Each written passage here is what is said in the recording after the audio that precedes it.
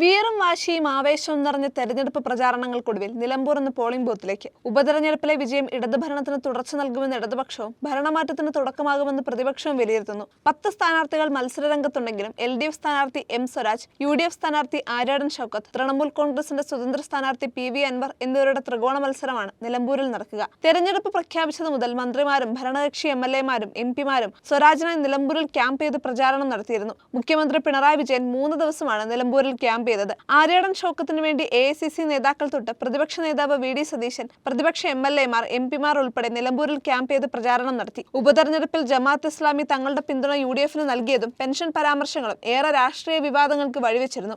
RSSമായും ജനസംഘവുമായും തെരഞ്ഞെടുപ്പുകളിൽ നീക്കുപോക്ക് നടത്തിയിട്ടുണ്ടെന്ന പരസ്യപ്രചാരണ സമാപന ദിനത്തിൽ CPM സംസ്ഥാന സെക്രട്ടറി MV ഗോവിന്ദൻ നടത്തിയ പ്രസ്താവന CPMനെയും വിവാദങ്ങളിലേക്ക് വലിച്ചിഴച്ചിട്ടുണ്ട്. 40 വർഷത്തോളം UDFന്റെ കോട്ടയായി നിലനിന്ന നിലമ്പൂർ 2016 നിയമസഭാ തെരഞ്ഞെടുപ്പിലാണ് PV അൻവറിലൂടെ ഇടതുപക്ഷം തിരിച്ചുപിടിച്ചത്. 2021 അൻവർ വിജയം ആവർത്തിച്ചു. LDF, UDF മുന്നണികൾ വിജയം അവകാശപ്പെടുമ്പോൾ കഴിഞ്ഞ 9 വർഷം നിലമ്പൂരിൽ നടത്തിയ വികസന പ്രവർത്തനങ്ങൾ തനിക്ക് വിജയം സമ്മാനിക്കുമെന്ന് PV അൻവർ കണക്കുകൂട്ടുന്നു. രാജീവ് ചന്ദ്രശേഖർ BJP അധ്യക്ഷനായി തെരഞ്ഞെടുക്കപ്പെട്ട ശേഷം നടക്കുന്ന ആദ്യ ഉപതെരഞ്ഞെടുപ്പിൽ മണ്ഡലത്തിൽ BJP വോട്ട് നിലനിർത്തുകയോ ഉയർത്തുകയോ ചെയ്യാൻ കഴിഞ്ഞില്ലെങ്കിൽ അത് നേതൃപരാജയമാകുമെന്നും വിലയിരുത്തപ്പെടുന്നു.